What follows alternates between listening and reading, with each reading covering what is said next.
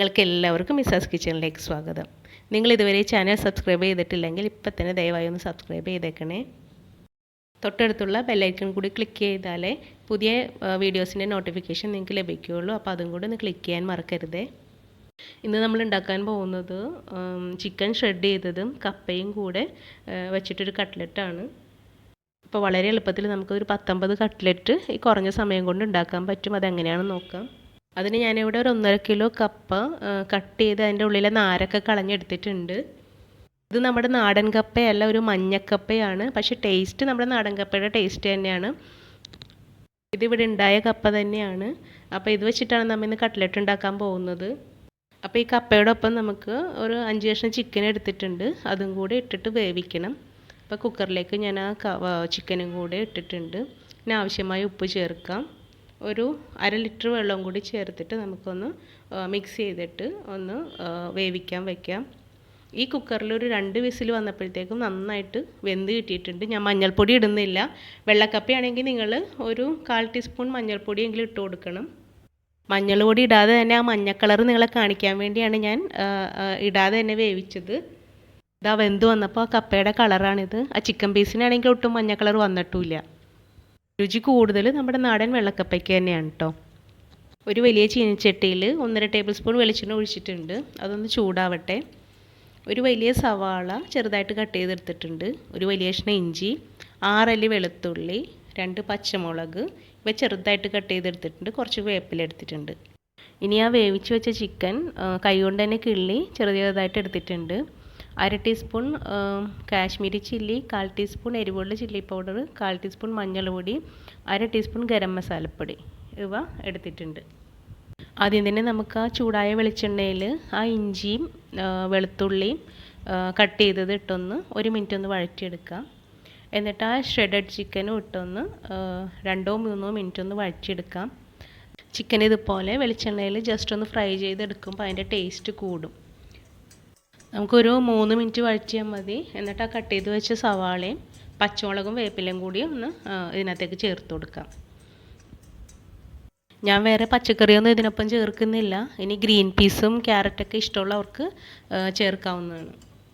സവാള ഇട്ടിട്ട് അധികം നേരം നമുക്ക് വഴറ്റണ്ട. സവാളയുടെ സോഫ്റ്റ് ഒന്നും ആവേണ്ട ആവശ്യമില്ല. ഒരു മാക്സിമം 2 മിനിറ്റ് ഒന്ന് വഴറ്റിയാൽ മതി. ക്യാരറ്റ് ചേർക്കുന്നുണ്ടെങ്കിൽ ഈ സവാളയോടൊപ്പം തന്നെ ക്യാരറ്റ് ചേർത്തിട്ടുണ്ടെങ്കിൽ അതും ഒന്ന് ചെറുതായിട്ട് വെന്ത് കിട്ടും. ഇനി ഇതിനാവശ്യമായ ഉപ്പ് നമുക്ക് ചേർത്ത് കൊടുക്കാം. ഒന്ന് ജസ്റ്റ് ഒന്ന് മിക്സ് ചെയ്തിട്ട് നമുക്ക് ഇതിന് വേണ്ട പൊടികൾ ചേർത്ത് കൊടുക്കാം.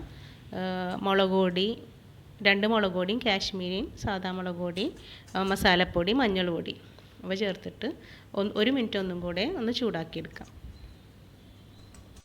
ഇനി ഈ മസാലയിലേക്ക് നമുക്ക് ആ അരിപ്പയിൽ ഊറ്റി വെച്ച കപ്പ ഇട്ട് കൊടുക്കാം. ഇനി ബാക്കി എന്തെങ്കിലും വെള്ളം കുറച്ചുണ്ടെങ്കിൽ ഒരു 2 മിനിറ്റും കൂടെ ഫ്ലെയിം ഓൺ ചെയ്ത് വെച്ചിട്ട് ഒന്ന് മിക്സ് ചെയ്ത് കൊടുത്താൽ മതി. ആ വെള്ളം വറ്റിപ്പോയിക്കോളും.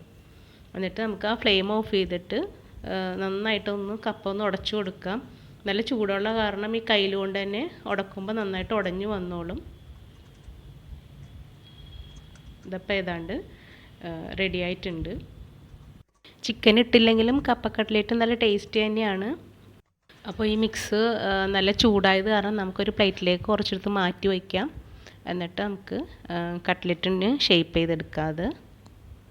അതായത് ഇപ്പോൾ ചൂടാറിയിട്ടുണ്ട്. നമുക്ക് ഓരോ ഉരുളകളായിട്ട് ഇങ്ങനെ കട്ട്ലറ്റിൻ്റെ ഷേപ്പിലാക്കി ഓരോന്ന് മാറ്റി വയ്ക്കാം.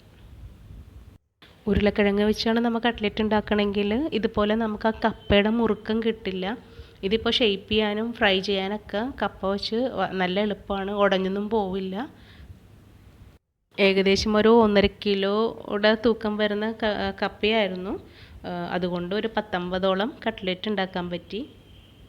ഇനി നമുക്കിതൊന്ന് മുട്ടയിൽ മുക്കി ബ്രെഡ് പൊടിയിലും കൂടെ മുക്കിയിട്ടാണ് ഇത് ഫ്രൈ ചെയ്യുന്നത്.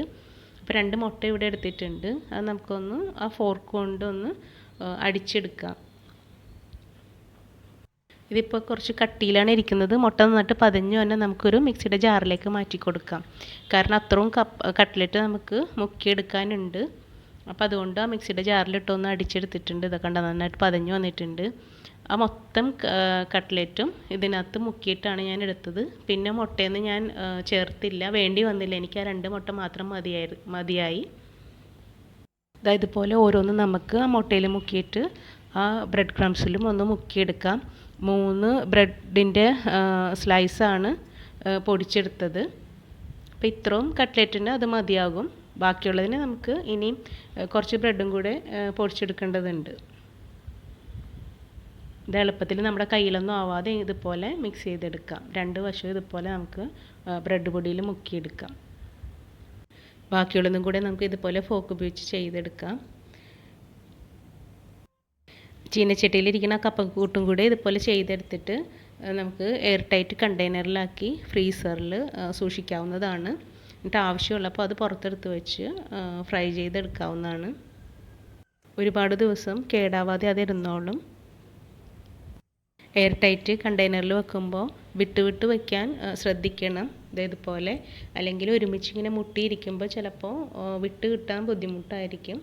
എന്നിട്ട് ഇതിൻ്റെ മുകളിലൊരു ക്ലിംഗ് റാപ്പും കൂടി ഇട്ടിട്ട് ബാക്കിയും കൂടെ ഞാനിങ്ങനെ ചെയ്തെടുത്തിട്ടുണ്ട്. എന്നിട്ട് ഓരോ ലെയറിൽ ഇതുപോലെ ക്ലിംഗ് റാപ്പ് ഇട്ടിട്ട് ഓരോ കട്ട്ലറ്റ് എടുത്ത് വെച്ചിട്ട് ഇതുപോലെ ഒരു മൂടി കൊണ്ട് എയർ ടൈറ്റായിട്ട് മൂടി വെച്ചിട്ട് നമുക്ക് ഫ്രീസറിൽ സൂക്ഷിക്കാം. ഇനി കുറച്ച് ഓയിൽ ചൂടാക്കാൻ വെച്ചിട്ടുണ്ട്. എന്നിട്ട് ഓരോന്ന് ഇതുപോലെ ഫ്രൈ ചെയ്തെടുക്കാം. ഫ്രൈ ചെയ്യാൻ നേരത്ത് ഒന്നുകൂടെ ഒന്ന് കൈവച്ചൊന്ന് പ്രസ് ചെയ്ത് കൊടുക്കണം, അല്ലെങ്കിൽ ആ ബ്രെഡ് പൊടിയൊക്കെ ചിലപ്പം വിട്ടു പോകും. ഓയിലെടുക്കുമ്പോൾ അത്യാവശ്യം മാത്രം ഓയിലെടുത്താൽ മതി. ഒരുപാട് എടുത്തു കഴിഞ്ഞാൽ പിന്നെ നമുക്കിത് രണ്ടാമത് ഉപയോഗിക്കാൻ സാധാരണ ഓയിൽ ചൂടായ ഓയിൽ തണുത്ത് കഴിഞ്ഞിട്ട് വീണ്ടും ഉപയോഗിക്കരുതെന്നാണ്. കട്ട്ലറ്റ് ഫ്രൈ ചെയ്യുമ്പോൾ പ്രത്യേകിച്ചും, കാരണം ഇതിൻ്റെ ബ്രെഡ് പൊടികളൊക്കെ കുറച്ച് ഓയിൽ കിടന്ന് ഇങ്ങനെ കരിഞ്ഞ് വരും. അപ്പോൾ അതൊട്ടും രണ്ടാമത് ഉപയോഗിക്കാൻ കൊള്ളില്ല. അപ്പോൾ ആവശ്യത്തിന് മാത്രം ഓയിൽ നമുക്ക് ചീനച്ചട്ടിയിലേക്ക് ഒഴിച്ചു കൊടുത്താൽ മതി. ഒരു ഭാഗം മുരിഞ്ഞു വന്നപ്പോൾ മറിച്ചിട്ട് കൊടുത്തിട്ടുണ്ട്. ഇനി മറുഭാഗവും കൂടി ഫ്രൈ ആയി വരുമ്പോൾ നമുക്ക് കോരി മാറ്റാം. ഇതുപോലെ നമുക്ക് എല്ലാ കട്ട്ലറ്റും ഫ്രൈ ചെയ്തെടുക്കാം. അപ്പോൾ ഇത്രേ ഉള്ളൂ. വളരെ എളുപ്പത്തിൽ നമുക്ക് ഇതുപോലെ കപ്പ കട്ട്ലറ്റ് ഉണ്ടാക്കിയെടുക്കാം.